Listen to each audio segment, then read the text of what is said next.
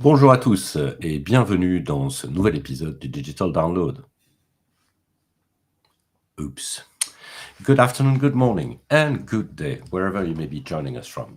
Welcome to another edition of the Digital Download, the longest running weekly business talk show on LinkedIn Live, now globally syndicated on TuneIn Radio through IBGR, the world's #1 business talk, news, and strategy radio network. Today on the Digital Download, we are tackling the most frustrating question in sales. Why am I working so hard but getting no results? For this very special edition, I'm joined by Tim Hughes and Adam Gray to discuss why the way you are working hard is most probably the problem. In a totally virtual world, your buyers are not responding to your hard work. They're responding to your value. We will explore how to shift from being busy to being effective, moving beyond superficial interactions to build something that actually scales, trust.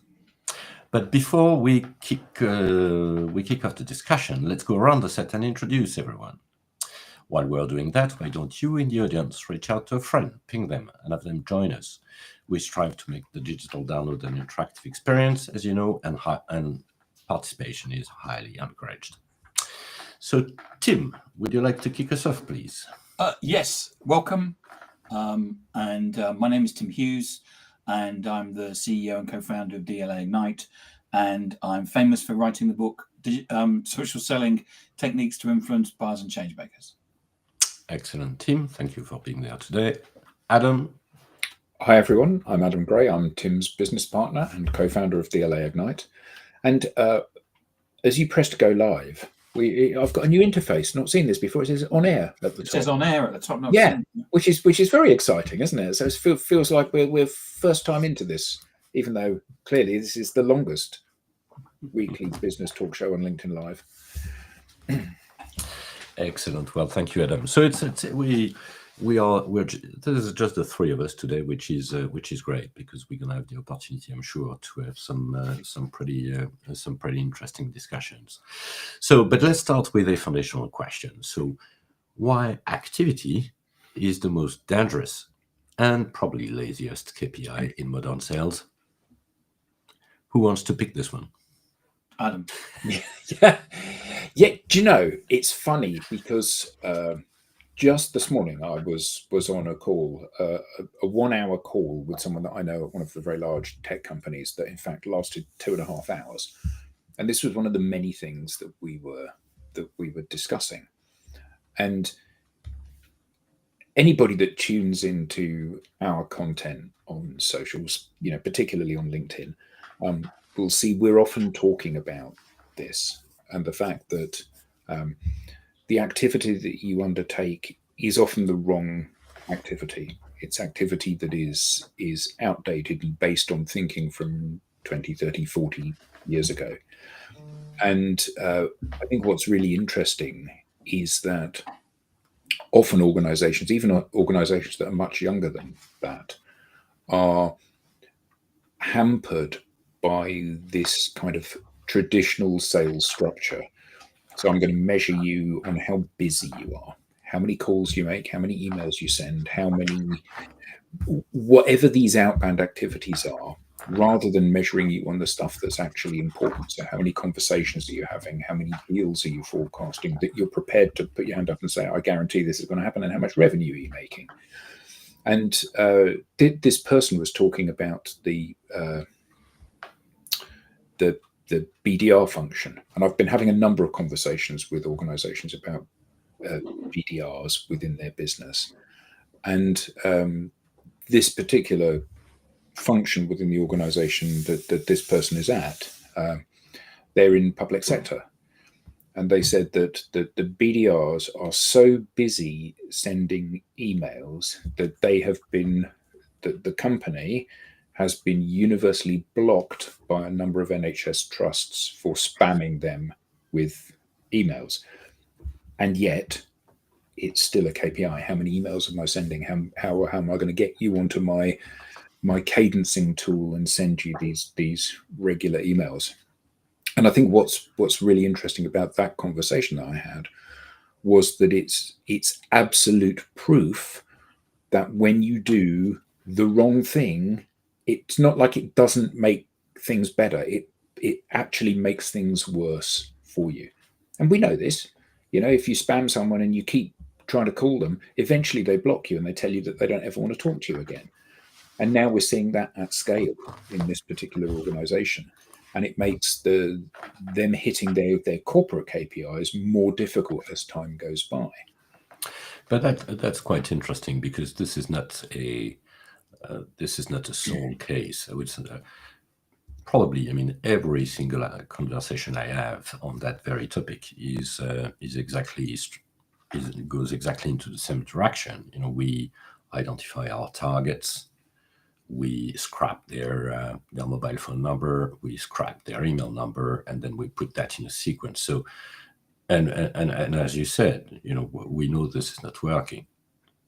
So there's kind of a paradox, because this is not working, but this sounds as by the look of things, this is best practice, or this is seen as best practice, and actually is current practice. But yes, I would say it was probably used by pretty much every single company in the world. And it's interesting because this is the week that the new report from 6th Sense came out about the buying profiles, and I just had a difference of an opinion on LinkedIn with somebody, where they said my thinking was in the past, and so I said, well, in the parallel universe, in sales, that there is this parallel universe where actually sales teams are making their number. And if that means I'm in the past, then it's the side of history that I want to be on, because their solution is just to basically throw more shit at the wall and hope it sticks. Send out more stuff, and this is all based on hope. So if we look at the 6th Sense report, the buyer is now 60-70% of the way through the buying process before they actually talk to a salesperson. It's actually gone from 70 down to 60, but it doesn't really matter. And so the response to that is, what we're going to do is the marketing basically have to crank up the machine and send more emails, spend more money on brand, etc., hoping, because it's not a strategy, hoping that the buyer will basically say, oh, look, there's Adam. He looks like a decent chap. Let's put him on our shortlist. And it's just like, how has this ever been? How has throwing shit at the wall and hoping it will stick ever been best practice? What you need is a strategy. When they say buyers are basically making a decision to buy something, who gives them that? Who says, have you thought about changing your payroll system? Have you thought about a new new accounting system? Who does that? Somebody in that account who has trust, and I bet it's a salesperson, because they're motivated to do that. And then what the buyers do is they create a shortlist. So this is the one that we want, number 1, 2, 3, 4, 5, and they go out. They don't get information. They validate the decision. Validate the decision they've already made. Validate the decision. So the salesperson turns up and says, "Have you thought about a new payroll system?" Now, when you're a salesperson, you turn up. If you make calls and send emails, the people will just tell you to piss off, because they're not in market. So there has to be a way of actually going to organizations, building relationships of trust, seeing that you're a strategic advisor, and then they go, yeah, new payroll system, that sounds like a good idea. Ours is really rubbish. Let's go and validate that decision. And by the way, Adam, you're number 1 on the list. I only wish I were, Tim. And it's like, why isn't this best practice? No, but interestingly, so this guy he's worked at a number of large tech organizations, and he's been in the current one for a few years now. And prior to this, he was at an organization that's famous for having an operating system and word processing and spreadsheet tools that many people choose to use. And he said that they used to have 6 monthly deal reviews. So, sorry, 6 monthly statuses. So the senior bods from the US would fly into the UK, and then there would be a whole day of people presenting their pipeline, where they are, where they're getting traction, what the likelihood, and they would have a granular look down into that. And he said, where he is now, everything is available on a dashboard. So what you do is you log into the dashboard and you look at it and you go, that all seems okay. And he said, and the problem is that previously, when he was at the other company, he said you would start at the beginning of the year and you'd forecast €500,000 as what you were going to close this year. And then when it came to the 6 monthly review, I'd say, Tim, how much are you still going to close $500,000? And you go, yeah, or you go, no, actually, I think it's only going to be 400,000 now. Okay, well, we've got a problem then, because, I put my neck on the block for and those things would be addressed. He said, now the problem with the dashboards is that it starts off at 500,000, and then tomorrow when you log in, it says 480, and tomorrow, the day after when you log in, it says 460, then it says 450, then it says 410, then it says 4 whatever, and gradually the number is whittled away, but it's whittled away in tiny little amounts because the focus is not on performance, the focus is on speed of reporting of this stuff.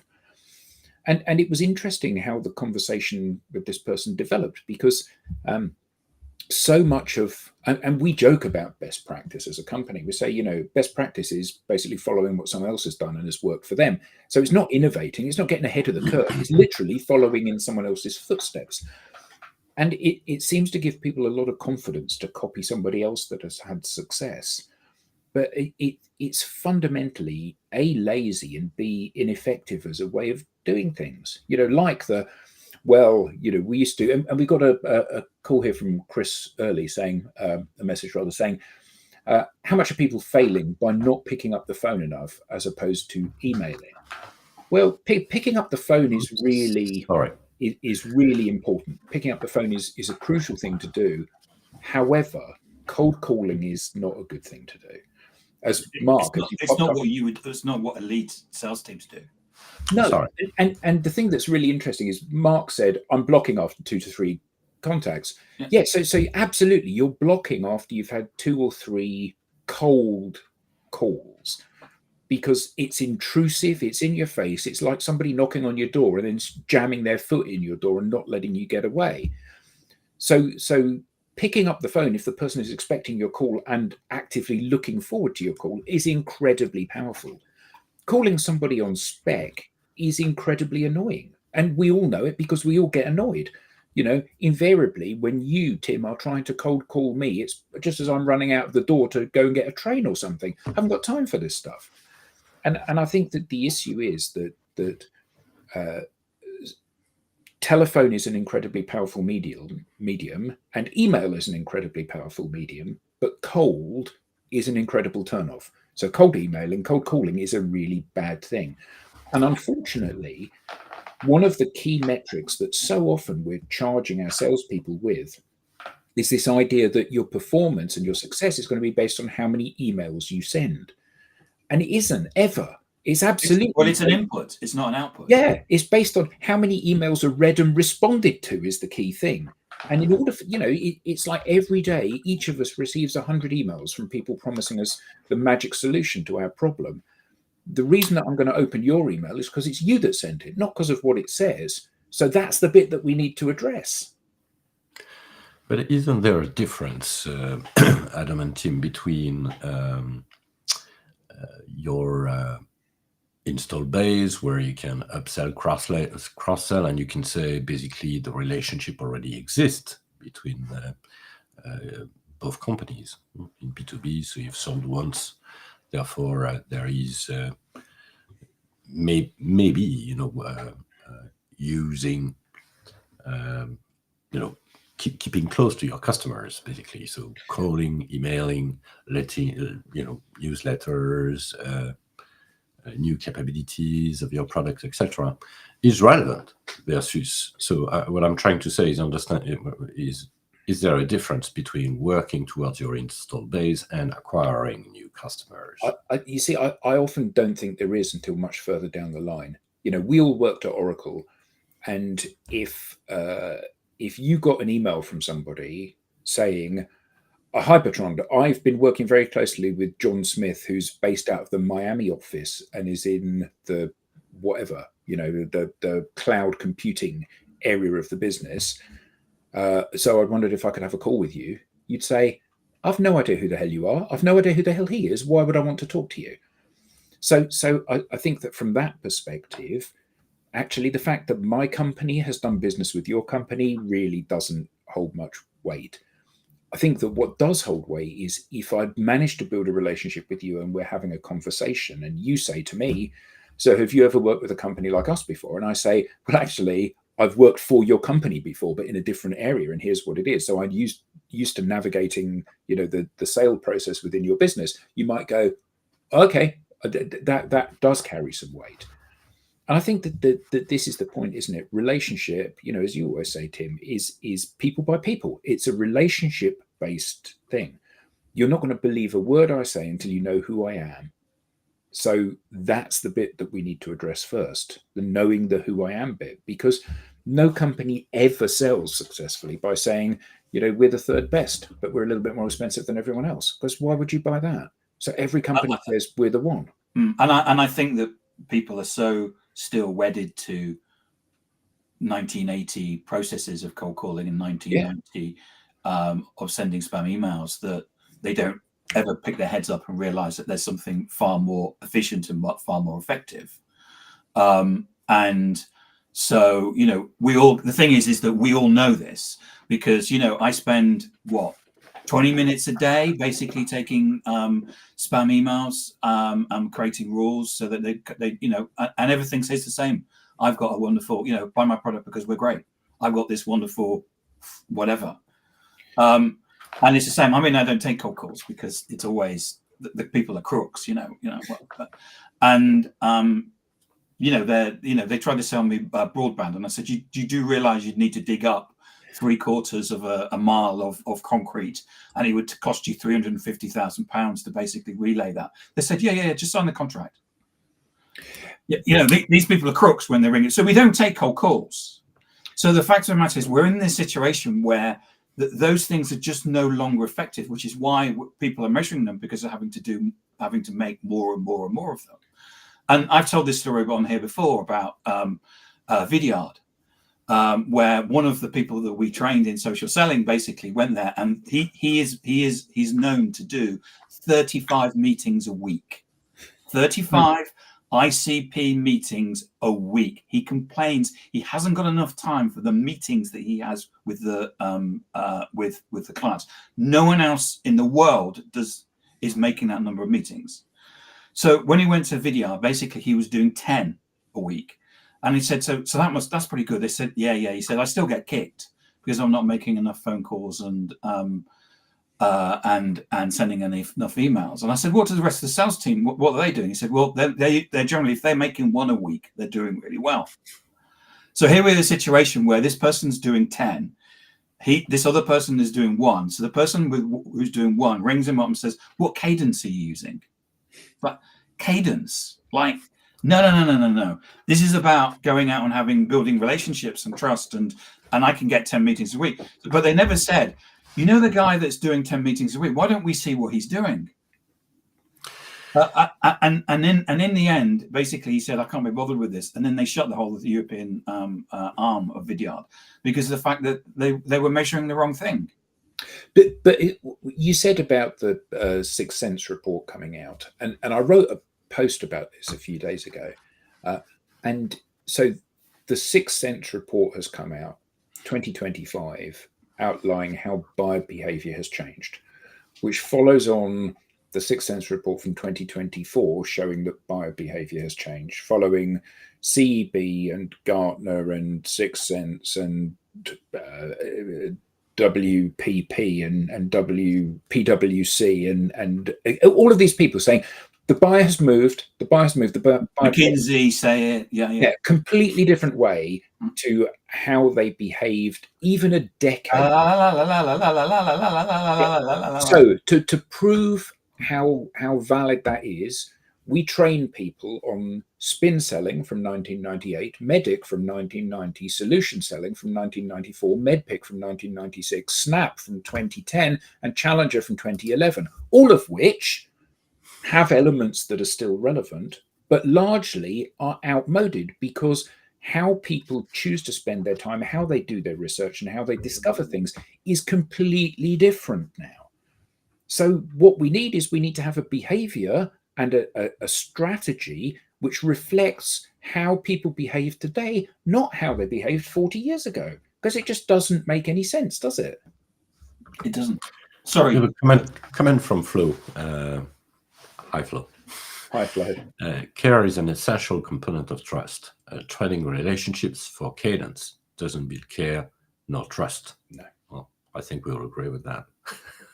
But now, if you are a sales rep and you kind of trapped into that environment where you're forced to do things, how can you break free, basically? It reminds me of the Queen video with hoovering. Freddie Mercury with the Hoover going, "I want to break free." Sorry.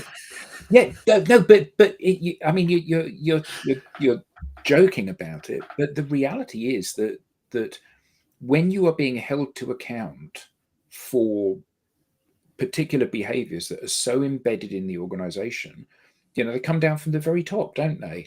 We want to drive more revenue, therefore you need to make more cold calls and send more emails. And it's just, it's a ludicrous assumption. And there are so many of these anomalies in sales. So, every salesperson wants to fail.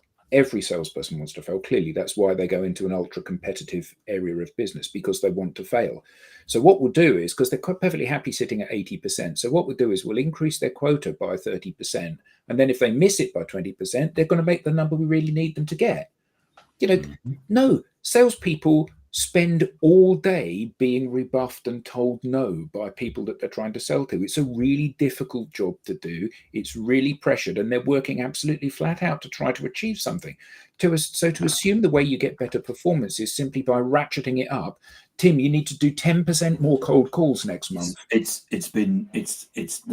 I've known that for 30 years. It's tragic. And it trivializes the role that sales play, which is the most important role in business, because without them, nothing happens. And it also it assumes that these people are lazy and they just need whipping harder, which is rarely the case. I left an organization because they ratcheted they took my target from 1 to 2 million. I said, it's not physically possible. I said, I'm working 68 hours a week already. Yeah. I said, what do you want? And they said, no, it's everybody's targets go up. I said, okay, right. Why? Yeah. And they lost their top salesman. Yeah. And, it's incredibly sad that it's so short-sighted that leadership within organizations, particularly sales leadership within organizations, don't say, clearly what we're doing isn't working. There's a better way of doing this. So Adam, got a question for you. So how do you build? So let's, if we take Flo's comment now that care is essentially a component of trust. Trading relationship for Cadence doesn't build care nor trust. How do we build trust at scale? So how do we build pipeline at scale fast? Because that's the number one question that all sales leaders are wanting. They say, I understand what you're saying, but it sounds like fluff to me. I can get my sales team, they can get on the phone, they can start cranking the handle, they can start making calls, they'll start building pipeline. So how do I build pipeline fast and build trust fast? Well, I think that there's quality as well as speed. So in the old days, the way that you would build relationships and trust is you would physically go and meet people. You would go and knock on doors, or you would go to events, or you would go to networking groups, or whatever it was, and you would meet your prospects, and they would get to know you. And fundamentally, the problem with that is that it's very costly. It's costly of my time to go to these events. It's costly of your time to go to those events. And there's a huge There's a very small overlap in this Venn diagram that you and I will be at the same event. And when we layer on top of that the fact that 19 out of every 20 buyers are not in market to buy now, it means that we get a very low strike rate from that, particularly in the modern world. But if you take that methodology about meeting people, being yourself, asking questions, smiling a lot, and you transfer that into the digital world, then you can very quickly build a network of exactly the people that you want to be talking to. So bearing in mind that whether you like it or not, sales is to a greater or lesser extent a numbers game. If you look at the number of people that you're connected to on social, let's say LinkedIn, let's say you've got 2,000 connections, and probably 90% of them are in the wrong place. So if the 2,000 connections, you've got 200 of them are people that you'd like to be having a conversation with today. And then you go and you connect to 100 new people every single week. By this time next year, you're going to have 5,400 people that are your ICPs that are within your network. And along that journey, you are inevitably going to happen to be in the right place at the right time. You put your best foot forward, and the fundamental win of this over and above other ways of prospecting is that if I send you an email and you read the email and you're not in market to buy, what can I do on an ongoing basis to make sure that I'm front of mind when you are ready to buy? Because if I send you an email every single week, put you in a marketing nurturing group. Yeah. Same as Tracy said. Tracy, who often joins us, said it's not nurturing if there's no relationship. Exactly. And if I phone you and we have a really good conversation and I say, let's keep in touch, and I want to remain front of mind, there comes a point when literally I cannot make more phone calls in a week for people that I've spoken to that I want to keep in that kind of nurturing or relationship alive. But the beauty of social is that I can do one post that talks to everybody I've connected to. So today that's 200 ICPs. This time next year it's 5,400 ICPs. So I know that 5% of those people are going to be in market. So 5% of 5,400 is quite a sizable number of people that I will be showing myself to them at just the right time. So the beauty of this is that when people are making the right kind of noise, you can approach them in a friendly way. And unlike calling or emailing, if they say now is not the time, it actually doesn't matter because they're already in your network and they're going to continue to be engaged and hopefully educated and enchanted by your content on an ongoing basis. And the beauty of this is that every day that goes past, every week that goes past, every month that goes past, you're likely to yield more and more benefit from posting and engaging with the audience that you've already built. So in effect, because it's 2020, we're recording this in 2025. You've got a choice. You can stay in the analog world of cold calling and sending spam, or and going to events and all of that other stuff, or going to events and all of those analog things. Yeah. Or in 2025, you could move into the digital world.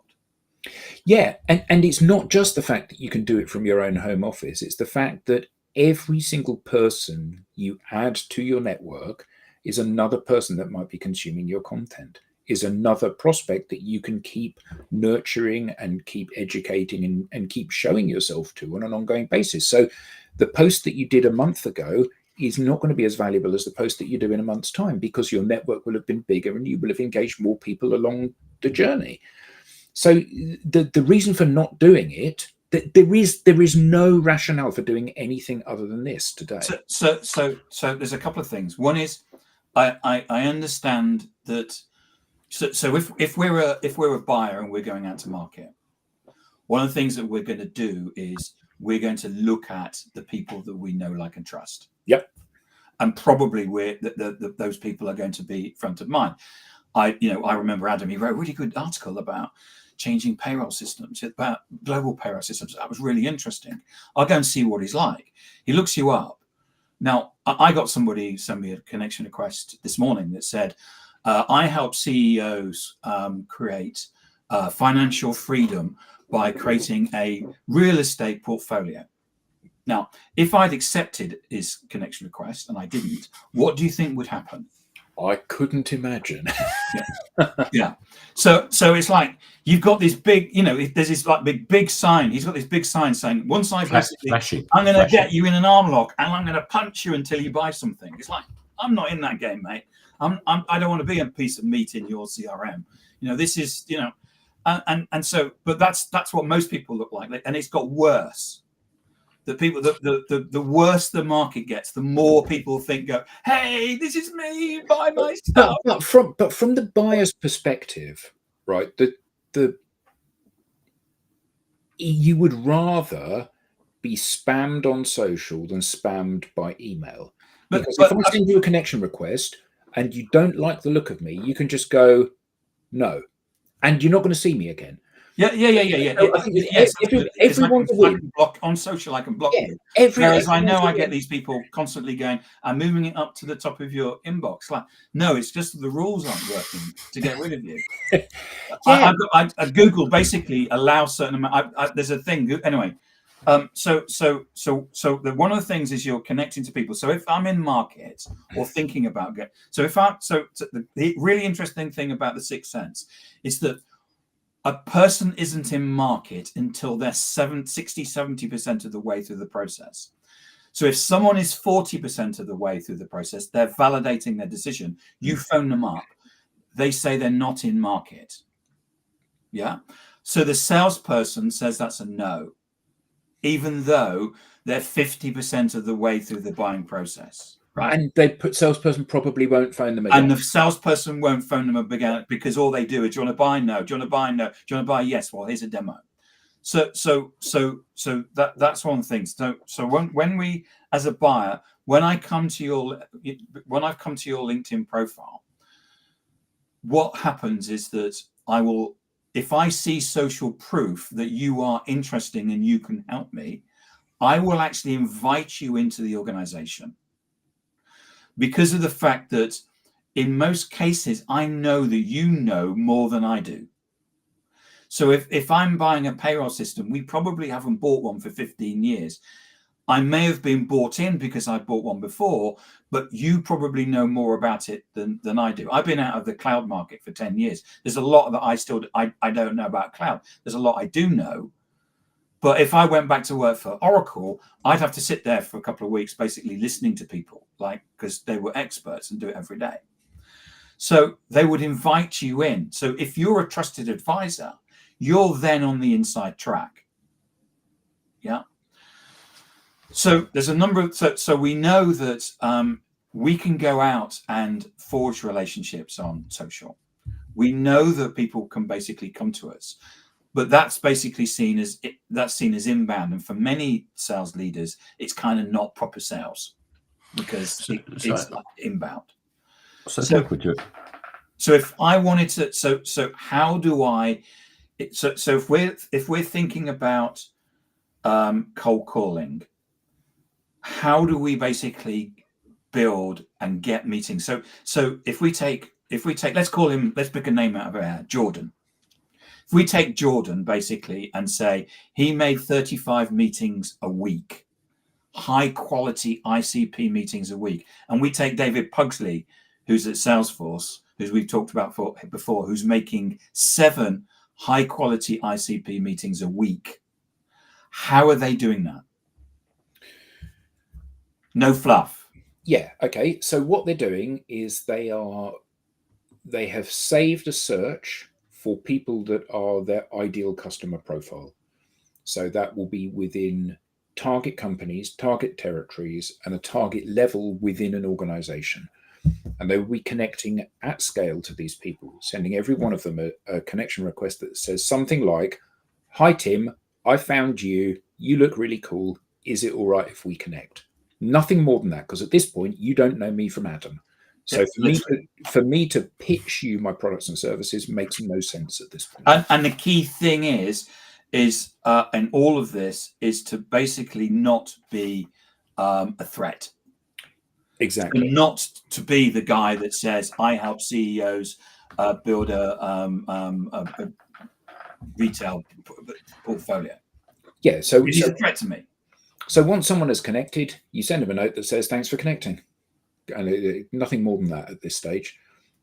Because you're hoping that when you send someone a personalized connection request, they say, oh, I looked at your profile too. That's really cool. Maybe we should have a chat. Great. So they're doing the work for you. You send them a note that says, thanks for connecting. Have a good weekend. And they say, yeah, you have a good weekend too. You say, I will, because I'm going to do such and such this weekend. How about you? And maybe you can get them into a conversation. Maybe you can't. And then you leave it for a while and you say, been connected for a little while now. I would love to have a call with you to hear what it is that you do, because it looks like it's quite interesting stuff.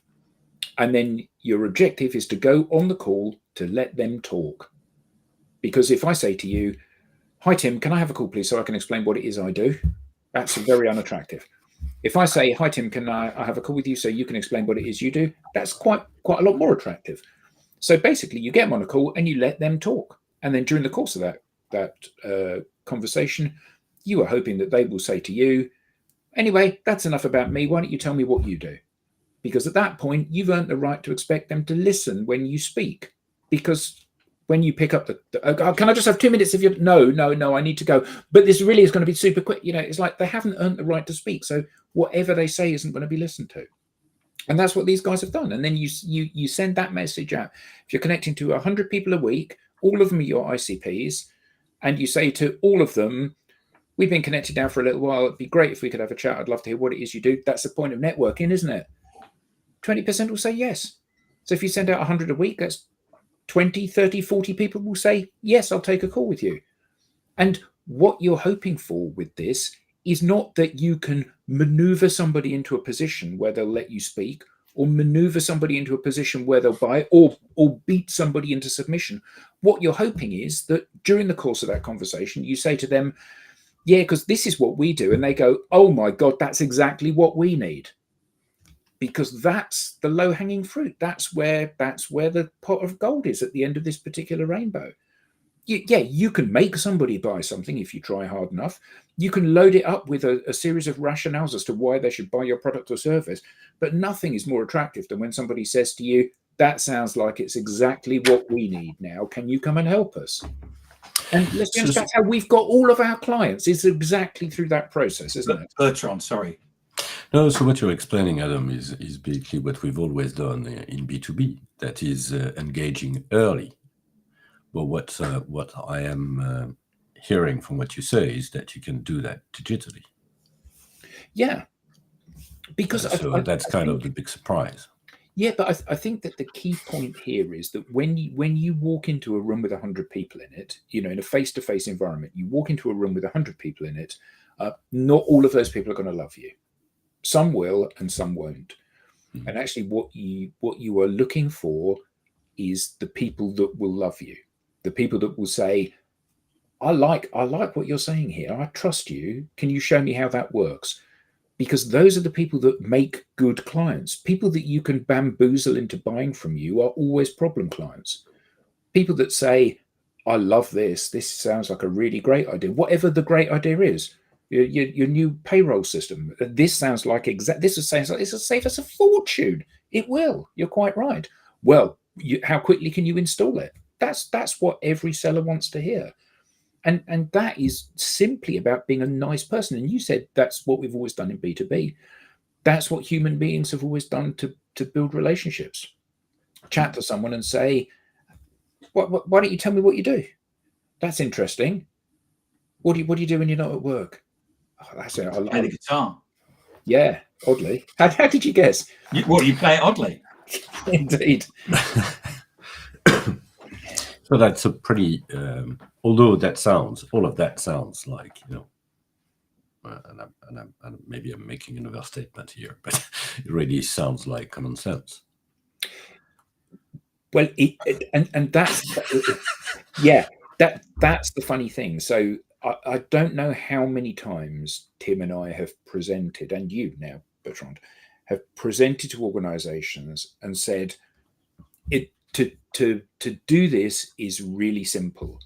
You create a great personal brand, a great footprint on the internet, and then you do three things. You connect to the people that you want to influence, you engage with the people that you want to influence, and then you publish content about them, content about what you do, and content about who you are. And you publish that on a regular, ongoing basis. And never have we ever got feedback other than, well, yeah, duh, that's so straightforward and obvious. And that's the point. It's easy. Well, no, it's simple, but not easy. So one of the things, though, Adam, is that, and I was talking to an organization, and they said, our CRO said, you're wasting your time. To me, I said, what's that? I said, well, our CRO says that the reason why there's like a global recession, it's because all the salespeople spend all their time playing on social media. Yep. And I said, I agree. Yeah, absolutely. And I said, yeah. And if you stop playing on social media and actually had a process that you follow, change the outcome, a methodology where if you do this, you do this, you do this, you get an outcome rather than. I watched there's a video about creating content that I'm on a LinkedIn creator program, and they said you must watch this program about creating content. And in all the discussions, the person from LinkedIn, and they had all of these customers that they were talking to, they said, "What are you trying out on LinkedIn?" And it's like, okay, I understand that you need to it's great experimenting and trying things out, but the fact of the matter is nobody knew. And it's like, well, actually, we've been doing this for 10 years and we know exactly what you need to do. So you could actually cut out all of that playing around, and just if you just do this, and this, and you know, it would just be so much simpler. But it's like it's like when people talk about, you know, I've hacked the algorithm, I've worked out how to go viral. It's like it's some ploy. It's a Ponzi scheme, isn't it? Where you're hoping that I don't have to do any work and I can get all of the results. And we know from some of the people that we've worked with as trainees over the years that something going viral delivers zero tangible benefit. Yeah, you get lots of views, but views don't pay the bills. Yeah, we were in a presenting to a company the other day, and it came up with what were the not views impressions. Yeah. And we explained to them that impressions, because not what you think it is. Everyone I got 300,000 impressions, and we explained to them what an impression was, and they went, "That's useless." I said, yeah, it's meaningless. They said, yeah, but that's what our marketing agency. That's a KPI. Yeah, but that's what our marketing agency is. We're paying money to get impressions. I said, yeah, you are. Yeah, and it's completely wasted time. Yeah, it's meaningless. Yeah, and it is really interesting, isn't it? Because so many of these things we're told these are really important. So, you know, you're told that impressions are valuable. You've told that likes are valuable. Now, don't get me wrong, likes are more valuable than impressions, because if it's liked by loads of people, it'll be shown to more people. But it's like, you know, it gets loads of likes. I stare at the phone doesn't ring. Explain to everybody what an impression is. Yeah, so an impression means that your post or part of your post has been served to a viewer. So technically, it means that more than one pixel has loaded for more than 1/60th of a second. So basically, if you open LinkedIn on your phone and you just scan through as quickly as you possibly can, everything that passes through your screen counts as an impression, even though not only have you not read the post, you haven't even noticed the post, let alone who the post is from and what the post is about. So every one of those counts as an impression. So the reality is that you think that 1,000 impressions means that 1,000 people have dwelt on your post and read it and just haven't plucked up the courage to drop a like. Well, maybe they have, but probably they haven't. So the reality of this is that what matters is something that you can actually action. So likes are only good if you choose to then message the person that has left the like saying, "Thanks for liking my post." So Carol Jean Whittington has come up with a comment which I'm going to paraphrase. It said, so what are the best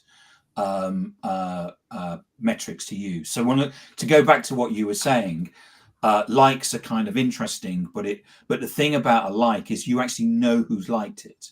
With an impression, or that you could, if you want to have a laugh, is that you just take your LinkedIn profile and your timeline and just go like that, because everyone's just got an impression. The fact that you're looking over there and you're not actually looking and seeing what's so your last post, Tim, it was seen because you used to work at Oracle. Your post was seen by 250 people at Oracle. How many people work at Oracle? 300,000. Okay, so which 250 viewed your post? No idea. Exactly. So that's the fundamental shortcut. So we've worked out that impressions aren't really worth anything. Yep. So if we take likes and comments, why are likes and comments important? Okay, so first of all, if your comment gets likes, it means that it will be shown to other people that are in the network of the person that's liked it. Because if you look at your own news feed, half of the content is from people that you're connected to, and half of the content is from people you're not connected to, and you're seeing it because people you are connected to are liking it. So that means that if one of your posts is liked by somebody, it will be shown to other people that's connected to. That's like the network effect of you getting engagement on your post. That's really good because more people are going to see this, and you're much more likely to view a post if somebody that you know and like and trust has engaged with it. But if we take likes and comments, what they're doing when they're liking and commenting is that they're saying, I digitally resonate with this post. Your post. Yeah. So you have an opportunity to do two things. One, if you're not connected to the people, you can basically write to them and say, hi, Carol, thanks for coming on to the digital download. Hope you got something out of the show. Hope you tune in next week. Can we connect? Which isn't threatening at all. Or if I know Carol and I'm connected to Carol, what I could do is I could send her a connection request and say, thanks for tuning into the download. Loved your questions that you asked. Why don't we get on a call?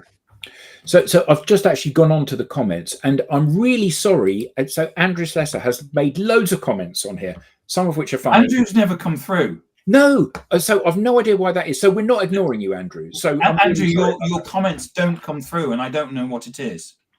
So Carol Jean has asked, what's the best way to use likes, comments, and saves to re-engage? So Tim has basically laid that out for you. If you're not connected, you send them a note saying, thanks for liking the post, or thanks for commenting on this or this live stream. So Tim, if he's not connected to you, will probably send you a note that says, thanks for engaging with the post. Is it right if we connect? I'm at 30,000, but yeah, okay.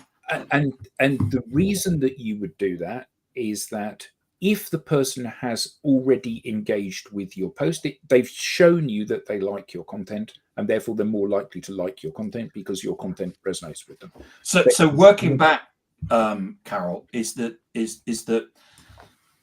if you put out content which is threatening to me, so this guy that basically sent me a connection request today, I help CEOs create their with real estate. All his profile was about how he helps CEOs basically get with real estate, and therefore each post is threatening, because I know if I like or I comment on it, what's going to happen is the next day he's going to send me a connection request, said, you liked the fact that Adam has now got a real estate portfolio and is financially independent. How about if I do this for you?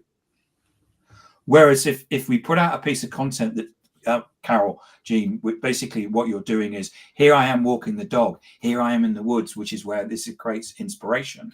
What you're doing is that you're putting out something that's non-threatening. And people will engage with that, like, comment, and then you've got that opportunity to go and have conversations with them. Now, clearly, you've got to there's a number of things that got to be in place. If my friend from financially independent real estate starts putting out, here I am, this is the building that creates me inspiration, I'm unlikely to because I've already read his LinkedIn profile, and I know that he's just going to try and sell me something. So the key thing is that on your LinkedIn profile, it's not about this is what I sell and this is how great I am. This is about here I am windsurfing. This is me and my family. This is really means something to me. What I've got to do is I've got to see something about you and see that as a non-threatening environment. Otherwise, I'm not going to engage. So there are other metrics that I can work through if you want me to pick those off. So we talked earlier on what you need to do in terms of the metrics. So it's from a sales perspective, you should be measuring your salespeople on how many people that they're connecting to. And if there's anybody in sales here, if your sales leadership must be during account reviews or any review at all, you must be looking at the number of people that are connected in an account. And I would say in most deals, if you're not connected to 10 people in the account, there's a risk. So there's a number of connection requests that you're sending out and the percentage of that you're being accepted. If you're not getting an acceptance rate of anything, if your acceptance rate is anything less than 60%, you have a problem. Because you and then you need to be measuring your sorry, Bertrand, are you asking a question or do you want me to do this? No, yeah, well, I wanted to ask a question, but that's okay. Go ahead. Okay. So you've got an opportunity to send 200 connection requests on LinkedIn. That's ample time if in terms of, so you should be sending at least 200 connection requests. You should be getting 60% of those responded to. From that, you should be getting at least 10% meetings. And then also what you need to be measuring is the content that you're putting out, how often you're putting content, and the likes and comments that you're putting out on the content. Because part of that will be down to, if you put something out about here I am in the woods, these create my inspiration, because it's non-threatening, you'll get more comments and more likes, and you've got more opportunity to go and have conversations with people. Bertrand. Yeah. So I wanted to ask one last question before we close and kind of wrap up all of this. So there is obviously a mindset change that you need to go through, right? To move away from, to go back to the basics, I would say, which is, we do business with people we like and trust. So obviously, and what I'm hearing is that we can do that digitally, and especially, for instance, using at scale, yeah, using LinkedIn and at scale. But how do you manage your short-term objective? In knowing that you want to do that change, but you still have the pressure has not disappeared. That's what I mean. So, but I think we're starting. How do you organize the shift? Yeah, we're starting from a place where the bar is set very low. So you call 100 people a day, you get through to one person. Most of those people don't want to talk to you. You send 100 emails, you get no response. So actually, to be orders of magnitude better than that doesn't require you to get very much. There isn't the necessity to get very much traction to achieve that. So the person that I was talking to this morning, they were talking about a BDR function in one of the organizations, and there are 10 people in the BDR function, and over the course of the last 12 months, they set 360 opportunities, 12 of which closed. So basically, one opportunity per rep per year. And the amount of effort required to achieve that, and these are BDR started opportunities, so these are relatively low value opportunities.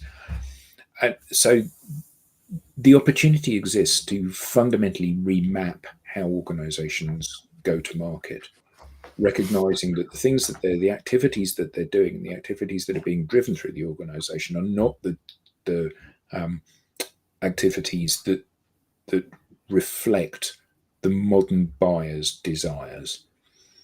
And I think that's the key thing. When we're able to map one against the other, buyers want a low pressure, friendly, educational environment where they can learn things that make their lives easier. So if you've been selling accounting systems all your life, Tim, You probably know everything there is to know about accounting systems. Therefore, anybody that works in an organization that wants to know about buying accounting systems and implementing accounting systems and what the value proposition for a good accounting system might be can talk to you, whether they're going to buy your product or not. I can whiteboard an implementation of an accounting system in my sleep. Yeah. And it will be in their sleep as well, probably. Because it's not the most exciting of things. But joking aside, and supply chain, I can do that as well. But you know, the point is that there's a huge amount of value in talking to these people, and I think that you know, so often when you think about how sales is structured, you've got someone who's inexperienced, you know, someone who's young in the BDR function, who's reaching out to senior people to have a conversation with them, and like, what is the value exchange that goes on there? I'm going to phone you up. I don't really know that much about my product. I don't know that much about your business. I'm going to phone you up and I'm going to qualify you in or out. And if I qualify you in, then I'm going to get my colleague, Tim, who's the guy you really should have been speaking to in the first place, and he's going to speak to you. It's like, what incentive is there for the buyer to take that call? Whereas if Tim phones up and says, I'm Mr. Accounting System, any questions you've got, we can have a chat about it. I think, actually, what's the worst that can happen? 30 minutes on the phone to him, I might learn something. And probably will. I saw someone yesterday, and there are a couple.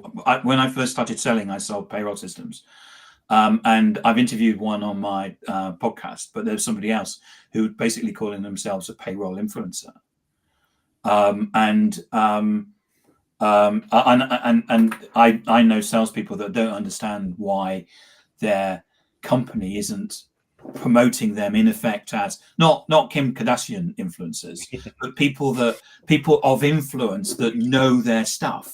Yeah, because I mean, Max, who I've interviewed, I mean, he knows so much about. He's 30 and he knows loads about global payroll, and he's non-threatening. So if you wanted to know anything about global payroll, you go to Max. Max is solopreneur, and Max will sell you consultancy. And it's like it's just an easy thing. Well, let's get Max in. Come and talk to us, because he's non-threatening and he knows loads of stuff, and he's Dutch and he's got a great accent and why don't you know? And he's got a name that you can't pronounce, which is why everybody calls him Max. Well, guys, sorry. And Carol Jean, just so you know, you asked about that. You can send 200 connection requests a week. You should be getting a 60% acceptance rate, and I would say you should be getting 20% is a bit high. I would say if you'll get 10% of those people should be accepting to go course. So on the benchmark that we run, we would expect probably about 10% to get calls. And from those 10%, we would expect about a 34% next action. But I think the key thing, Carol Jean, is to remember that if you're not getting those kind of results, it's because something in the process isn't working. So like if you're sending 200 connection requests and 60% of people aren't accepting, maybe more, maybe you might get 90%, but if you're not getting a reasonable acceptance rate on that, it's because either the way you're asking to connect is not right, or the way you appear, so how you've dressed your profile, is not right. And if you address those things, you will get that response. And then when you're asking people for a call, if you're not getting 60% of people saying, yeah, I'll take a call with you, then it's because you're not asking in the right way. Gentlemen, this has been great. I hope Carol has got her answers, at least first level answers from the discussion. Well, thank you very much. That was great. As much as I like the discussion, we've got unfortunately to stop here, but maybe we'll take this back shortly next time.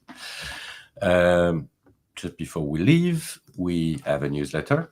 Sorry, Adam, you miscanned the QR. That's so much better. Everything's got better now. Yeah, you should go up, put your hands over the top. Right? You may scan the QR code on screen or visit us at digitaldownload.live/newsletter. Thank you very much, gentlemen. See you next time.